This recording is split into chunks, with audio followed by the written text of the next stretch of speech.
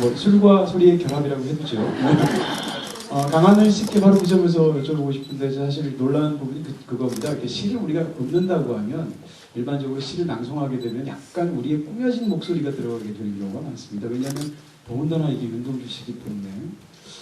근데 여기서부터 세월이 한 1, 20년이 지나게 되면 우리가 사도세자를 생각하면 유아인 씨 얼굴이 먼저 떠오르잖아요. 그런 것처럼 앞으로 윤동주 하면 강하늘 씨 얼굴이 떠오르고 또 그 목소리가 떠오를 것 같은데 그 내레이션 하실 때는 사실 목소리로 녹음만 하실 때지만 정말 큰 부담 있으셨을 것 같고 그 낭송을 제가 그때 굉장히 잘하시는 것 같은데 소리가 또박또박 멋부림이 없이 들리거든요. 그래서 그 내레이션 하실 때 그때 어떤 본인의 생각과 그때 어떤 일들이 있었는지 마음속에서 뭐 이런 얘기 듣고 싶네요. 네, 일단 목소리가 좋다고 해주시면 너무 감사한데요. 얼굴은 기본이고요. 아니요. 아닙니다. 예, 제가 이제 후시 녹음을 하러 들어가서 시를 읽어야 되는데 제가 생각한 거는 사실 목소리가 아니었어요. 목소리가 아니었고 그 시를 읽을 때 태도였던 것 같아요. 그 시가 어떤 마음일까 뭐 이런 것도 중요하지만은 그 시를 읽는다는 것 자체에 대한 저의 태도가 제일 먼저였던 것 같아요. 그래서 사실 시를 읽는데 이제 그 녹음실에 가면은 이제 녹음을 해야 되는 사람을 배려해주기 위해서 되게 편안한 의자가 이렇게 있고 거기 앞에 이제 마이크가 이렇게 있어요. 근데 거기에 이렇게 편하게 앉아가지고 시를 녹음하려고 하는데 그냥 마음속에서 약간 브레이크가 걸리더라고요. 그래서 솔직히 조금 오반데 조금 오바스러운데 그냥 조금이나마 불편하게 읽는 게 저한테는 조금의 집중을 좀 더 할 수 있을 것 같아서 이제 의자 위에서 그 무릎을 꿇고 하게 됐죠. 네.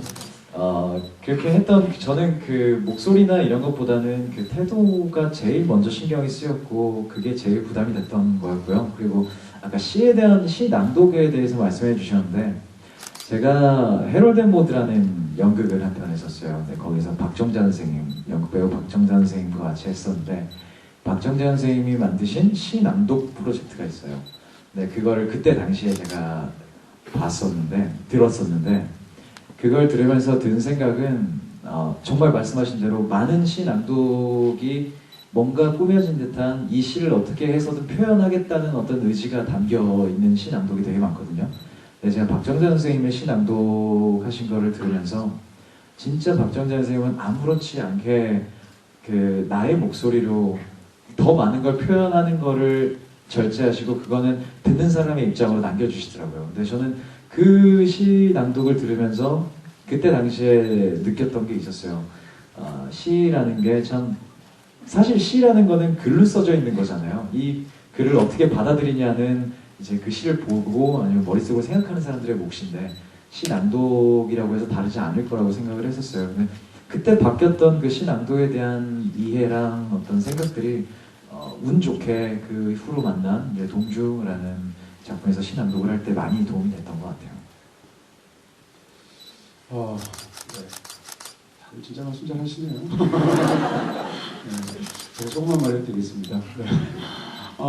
박정민 씨한테 그 얘기 또 여쭤보고 싶습니다. 그 연기 이제 송봉규와 관련해서 제가 굉장히 흥미로웠던 건 이 인물의 훌륭함은 뭐 말할 필요가 없겠죠. 당연히 훌륭한 면모가 있는데 제가 그것을 이제 연기하신 그 박정민 씨 연기랑 관련해서 신기하고 재밌었고 인상 깊었던 것은 뭐라고 그럴까 이 인물의 젊음을 연기하신 것 같은 느낌이 드는 거예요. 물론 실제로 나이가 어리기도 하지만 예를 들어서 그 뭐 윤치호한테 친일파죠. 이렇게 우등상을 받을 때 거기서 이렇게 그것을 과감하게 뿌리치고 이렇게 나오는 모습 이럴 때 물론 그 인물이 얼마나 신념이 강한가 이런 것도 보이지만 다른 한편으로는 그 인물의 치기 같은 것도 보이거든요. 이 젊은 어떤 혈기 같은 것도 보인다는 말이죠. 물론 일단 기본적으로 훌륭하다는 걸 전제하면서 그런 걸 보여주셨다는 건데 그리고 또 이제 송몽규라는 인물을 보면서 뭐라고 그럴까요? 굉장히 저 인물이 훌륭한 걸 차치하고 굉장히 이렇게 에너지가 많고 사실 장난기도 좀 있고 그러면서 리더십도 있고 이런 것들을 보여주셨는데 그게 박정민이라는 배우에게서도 부분적으로 오는 게 아닌가 그런 느낌이 또 들기도 해요. 어떠신가요? 글쎄요. 저는 실생활에서의 제 모습과는 굉장히 다른 인물이고요. 그래서 연기할 때 좀 재밌었던 게 있었죠. 이렇게 앞에서 막 연기하고 뒤에 와서 눈치 보고 이렇게 모니터할 때 눈치 보고 잘했나 보고 있고. 네. 근데 예를 들면 그런 거야. 아까 평론가님 말씀하셨던 것처럼 그런 게 되게 재밌었어요. 이제 그분을 연기하기 위해서 공부를 하고 이것저것 그분들의 성향들을 제 몸으로 이제 체화를 시키는 과정에서 그 장면을 이제 방금 말씀하신 장면이니까 윤치호에게 상을 받는 장면이 있잖아요. 초록도에서 찍었는데 윤치호 선생님 역할에 선생님이 오신 거예요. 근데 윤치호랑 되게 똑같이 생기신 분이 오신 거예요. 어라? 이건 뭐지? 이제 촬영 들어간 거죠. 윤치호 보셨어요? 네, 사진으로. 네.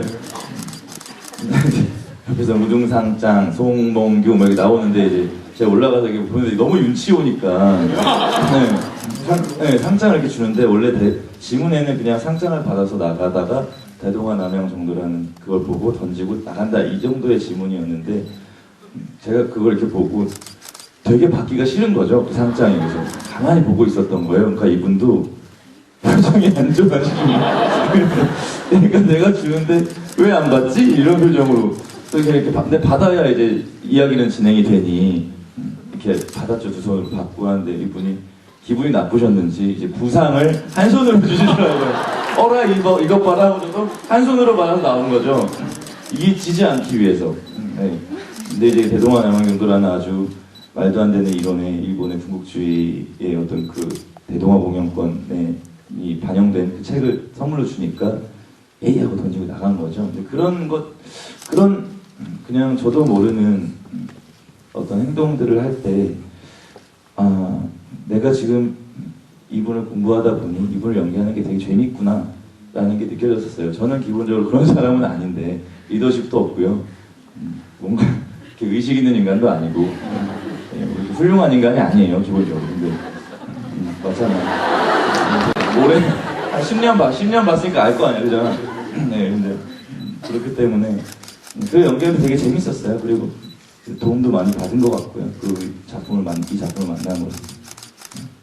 네, 바로 그런데 세 분을 포함한 어떤 그 젊은 배우들의 그 젊은 에너지 같은 영화 속에 살아있어서 저는 영화 굉장히 침울할 거라고 생각했는데 굉장히 흥미로운 부분이 있었다는 얘기고요. 민진웅 씨는 사실 이 영화에서 제일 웃긴 게 처음 나오자마자 제일 웃기잖아요. 네, 근데 사실 세 분 중에서는 나이가 뭐 큰 차이는 없지만 그래도 제일 많으시잖아요. 예, 제일 많습니다. 사실 노안이 아니고 어떻게 보면은 반대일 수도 있는데 그 노안 관련해서 현장에서도 그 장면 찍으면서 굉장히 재밌었을 것 같은데 어떠셨나요? 예, 제가 정미보다도 나이가 많죠. 예. 그래봤자 한 살 차이신 거죠? 아니, 동갑이 빠른 생년이셔가지고요. 영화 찍다가 알았는데 10년 동안 모르다가.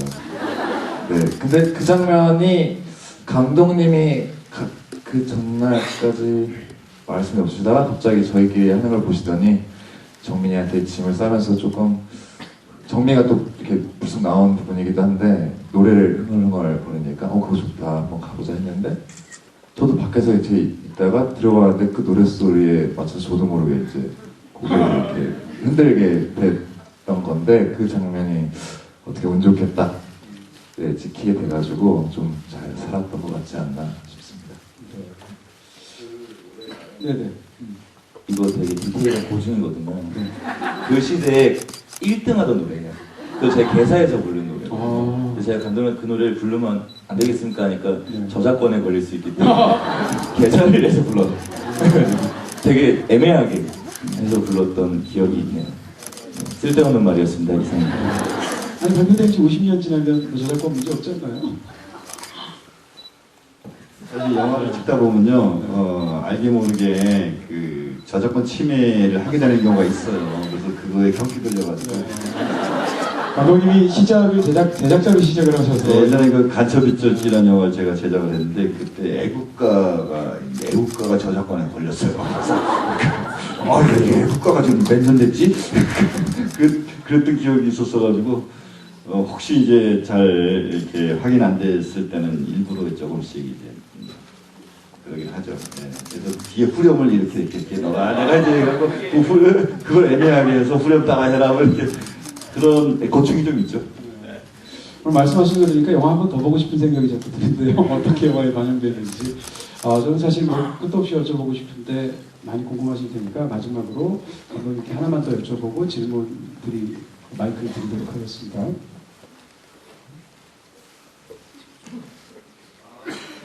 네, 감독님께 마지막 질문 드리겠습니다. 이 영화에서 이제 구조적으로 굉장히 이렇게 인상적으로 보이는 것은 물론 각본을 쓰는데 그런 그것이 유용하기도 하겠습니다만 후쿠오카에서 형무소에서 이 두 사람을 각각 취조하는 장면이 굉장히 중요하게 마치 과거와 현재가 이렇게 대화하듯이 구성이 짜여져 있지 않습니까? 근데 그 중에서도 가장 우리의 마음을 이렇게 아프게 만드는 것은 서명하는 장면일 텐데 서명할 때 두 인물이 사실은 우리가 그 전까지 본 거에 반대처럼 행동을 해요. 윤동주는 서명을 할 것 같고 송몽규는 찢어버리고 나갈 것 같은데 우승세원 버리고 그러고 나가면서 또 막상 서명은 하잖아요. 그리고 또 윤동주는 또 서명을 안 하고 버티잖아요. 근데 그때 두 사람이 논거 그 감정을 대면 그 장면이 굉장히 둘 다 감동적인데 송몽규는 말하자면 내가 못했기 때문에 주변에 이렇게 폐를 끼치고 결국은 일을 이루지 못한 거에 대한 회한 때문에 서명을 하죠. 그리고 윤동주는 이런 시대에 시를 쓴다는 것, 물러나서 시를 쓴다는 것에 대한 부끄러움 때문에 서명을 거부하게 되는데 이 두 가지가 영화 속에서 굉장히 감동적이면서도 강렬하게 대비가 되어 있어요. 거기에 대한 감독님의 말씀을 듣고 싶네요. 시나리오상에서 그런 선택을 하게 되는 이유는 뭐 단순하게 그 재미나 흥미의 선택이기 이전에 그 시대의 어떤 상황에 대한 그 컨텍스트 배경 뭐 이런 부분들에 대해서 많이 이제 우리가 전달하려고 하는데 이 회합 장면에서 지도를 펴놓고 뭐 1940 몇 년 뭐 어디가 어떻고 뭐 광복군 30만 명이 어쩌고 저 중화가시 어쩌고 그 영화 보면서 이제 그 송범규가 막 이렇게 얘기하는 그게 아마 귀에 잘 안 들어오실 거예요. 사실 좀만 자료를 검토해 보시면 그게 다 사실입니다. 그리고 이제 우리가 광복을 맞이하게 되는 상황이 이제 원자포탄 투하로 인해서 이제 해방이 된 거잖아요. 사실은 수많은 광복군들이 자력으로 조국의 광복을 위해서 피를 흘리고자 그야말로 수십 년 동안 노력해서 본토에 그러니까 조선 땅에 들어오려고 했던 그 많은 사람들이 있었어요. 근데 뭐 불행인지 다행인지 원자폭탄이 해서 종전이 되는 바람에 그 수십 년을 준비해왔던 우리의 선조들의 안타까운 바램들을 송몽규라는 인물 안에 영화적으로 잘 표현해낼 수 있는 방법 이렇게 됐으면 얼마나 좋았을까.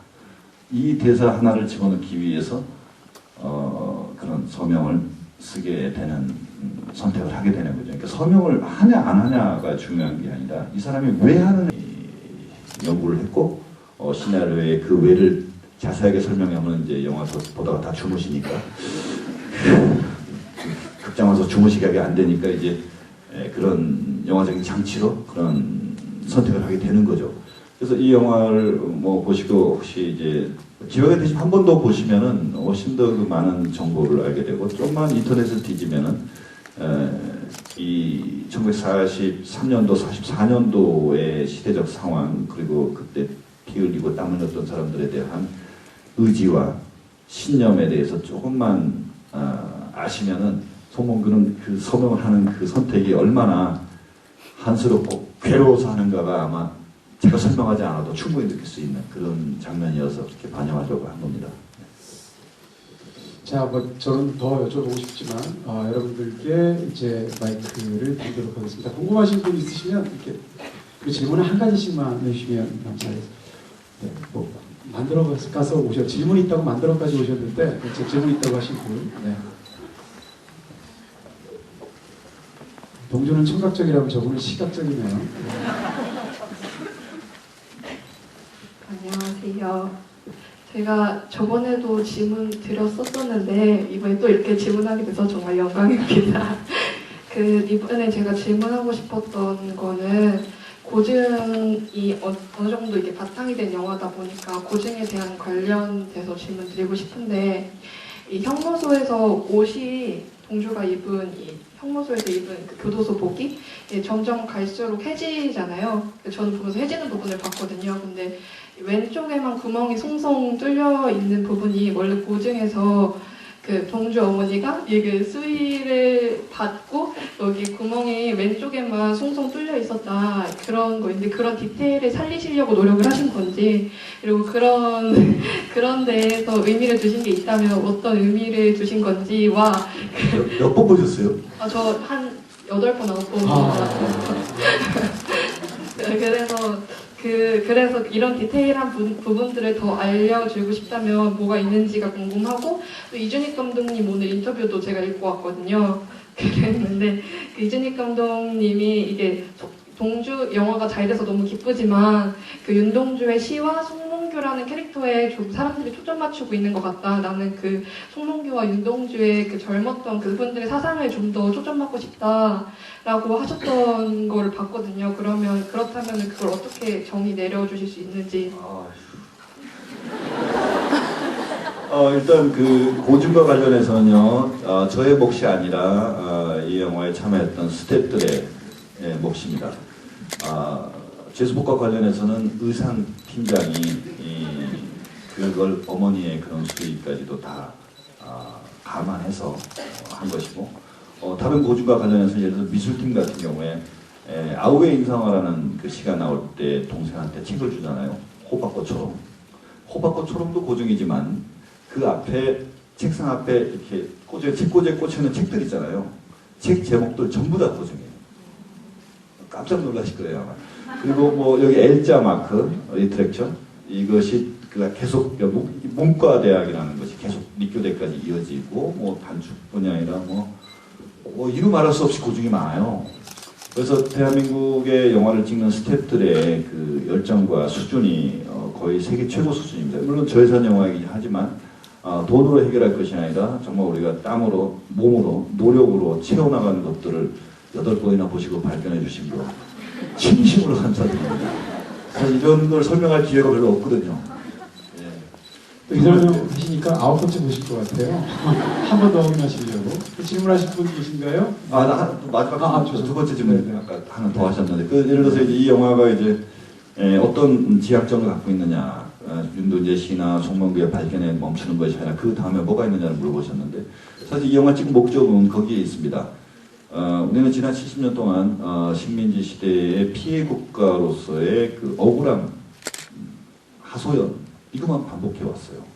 사실은 가해자에 대한 명확한 지적과 그 부도덕에 대한 책임을 물어야 되는데 그건 굉장히 소홀했어요. 그것이 안타까워서 이 영화 찍은 거라고. 대표적으로 유럽을 대입해서 얘기하자면 독일은 당연히 유럽을 전체를 유린을 했는데 종전 이후에 주변 국가인 영국이나 프랑스가 다 전부 그 나치의 군국주의에 대한 모순, 논리적 모순, 또 부도덕의 만행 그런 것들 지금도 70몇 년을 지금 추궁을 해서 그 과정에서 독일은 인정하고 반성하고 개선하고 그래서 20세기 문명에 아주 위대한 기여를 했고 근데 우리는 또 아시아로 가져오면 독일과 똑같은 나라가 일본인데 일본은 아직도 그거에 대해서 인정하지 않으려고 하고 인정하지 않으니까 반성할 게 없는 거죠 그들은. 자 그러면 인정하게 하게끔 하는 방법은 뭐냐면 우리가 감정에 호소하면 안 된다. 이성적이고 논리적으로 정확하게 지적을 하고 추궁을 해야 한다. 근데 그동안 우리 그걸 잘 안 했어요. 70년 동안. 계속 감정에 호소하고 억울해요. 뭐 너무 한마디로 쪽팔린 거야. 그래서 난 윤동주와 송몽규를 통해서 가르치는 달이 있다고. 달을 가르치면 달을 봐야 되는데 달 가르치는 손가락을 보면 안 된다. 그게 이 영화를 만들려는 본질적인 의도였습니다. 이런 말씀을 할 수 있게 해줘서 감사합니다. 감사합니다. 질문하시고 싶은 분들이 많아서 짧게 하나씩만 죄송하지만 해주시면 감사하겠습니다. 저쪽에 이번엔 측면을 한번 해볼까요? 네. 네, 앉아서 하셔도 됩니다. 안녕하세요. 저는